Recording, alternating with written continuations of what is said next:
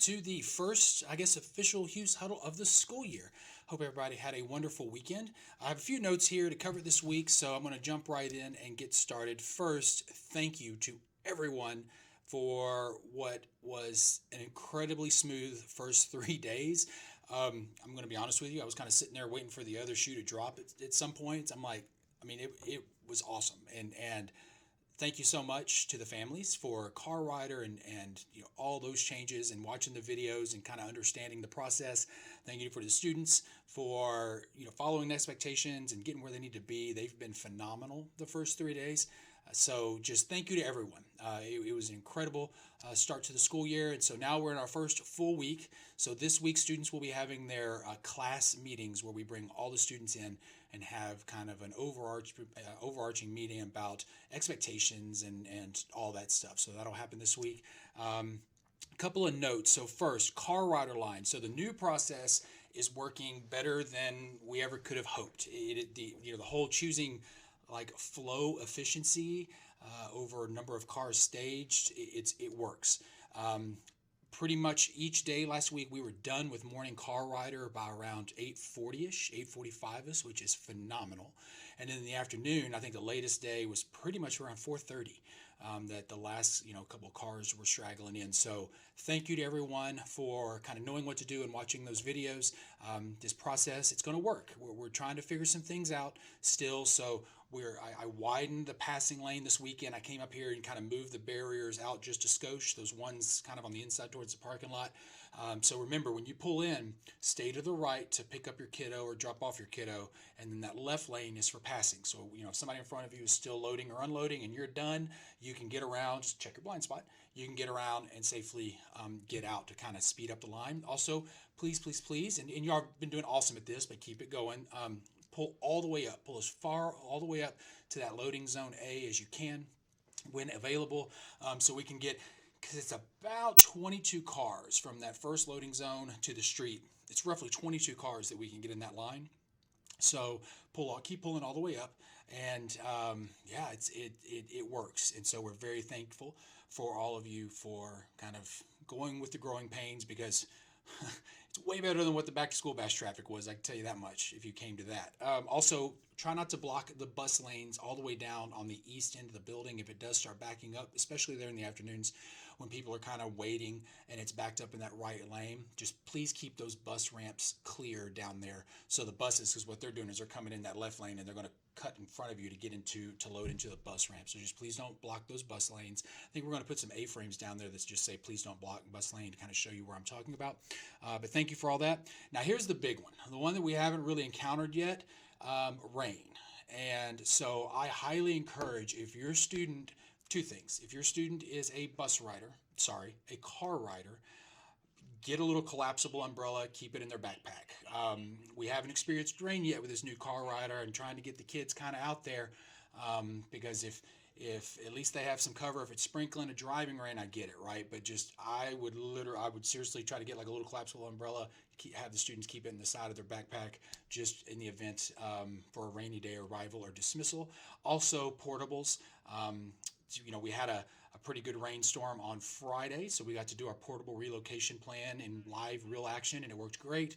But just if it happens to start raining when kiddos are in class and they're coming in, and it's not a driving rain, because we'll kind of slow play it if that's the case for that. But just portable umbrella, small collapsible umbrella. If your student has a class in a portable or is a car rider, would be or bus rider. If they get let off in the bus stop, you want them to have something if it's raining. So you might want to add that to your kids' repertoire this year, so they have it just in case. So that's one thing I wanted to say.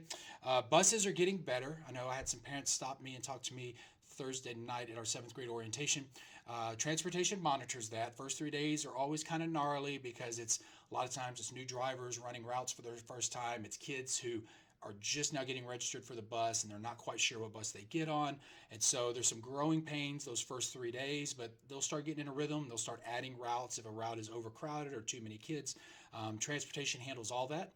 And so they're in the process of tweaking that, and buses have been getting out of here really well for the first 3 days as well, compared to what it has been in the past. So just keep that in mind. If your student is a bus rider, they work through those, and it'll get more efficient as they get in their rhythm as well. So I just wanted to say that. SmartTag Parent Access. Make sure you sign up for that if your kid is a bus rider, and I'll put a link in the description. But it's a really cool app that you have to register for, and if you're when your student, it'll tell you when your student scanned onto the bus. It'll tell you when your student stands off the bus. It'll give you like alerts when your student is X number of minutes away from their drop off point, all that kind of stuff. So it's a really good feature to have. So you know when your kid got on the bus, if they're en route on their way home, etc. So I'll put that link in the description. Make sure if you are a parent whose student is a bus rider, you want to get that app and you want to register for that. Dress code. All right. So, I told you on the newsletter, I'm not a super stickler on dress code. I mean, kids are growing at this age, and I know that. I put out the little Scotty graphic, which I'll put up here. You want to make sure that you can't see no midriffs, no backs. But some of these shorts on the young ladies, like these little joggers and these little shorts, they're getting way too short. And so I get it, coming out of summer and it's hot outside, and we have a little bit of a grace period there, but we're going to start dress coding these kiddos. I should not see things with these shorts. So please make sure with shorts or those little jogging shorts and stuff like that, or the little, little skirt things, I don't know, but make sure the length is okay on those.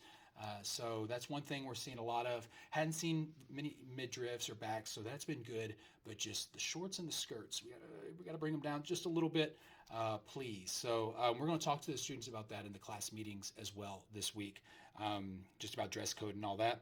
Reminder tonight, Monday night, 8th grade open house. So we're going to open the doors 5:45-ish. Parking is a little gnarly. I do have all the teachers park over on the east end of the building along the bus ramp to totally free up that west parking lot. And the fences will be open where you will be able to park inside that black construction kind of area over there in that far west annex. But just plan for parking. It's tight given our circumstances, but we'll open the doors about 5:45. So if you are here around that time, we're going to stage you in the cafeteria just like we do the kids. And then right at about 5:55-ish, I'll come on and release you to your first block. And remember, you're following your students' kind of rotation, so have their schedule ready and with you when you come. It is parents only because space is tight, so this is a parent-only event. Thursday went great with the 7th grade parents, so thank you. Hope y'all had fun. Didn't hand out any tardies Thursday night, so that was good. But tonight's 8th grade parents, so a reminder on that. And then next Monday, the 25th, that is when we will officially start counting tardies. That is when we will officially start really dress coding kids. That's like the official start date, let's say, for all things, whether it's tardy, dress code, cell phones, all that kind of stuff. Kids have been doing fabulous with the cell phones, by the way. I've heard stories of other campuses having a lot of trouble with it, and I'm going to knock on every piece of wood that I have here, but the kids have been phenomenal the first 3 days with the cell phone thing. So keep that up. I'm going to praise them about that in the class meetings as well. So that's been awesome. And then Theme Thursday this week, final thing is Theme Thursday this week is Rockets or favorite NBA team. So wear your Rockets gear or favorite NBA team gear this Thursday for Theme Thursday. And that's it. That's all I have for this week's Hughes Huddle. Hope you all have an amazing week. And I guess until next Monday for our regularly scheduled Hughes Huddle meeting, I will MCC you guys later. Okay? Bye, y'all.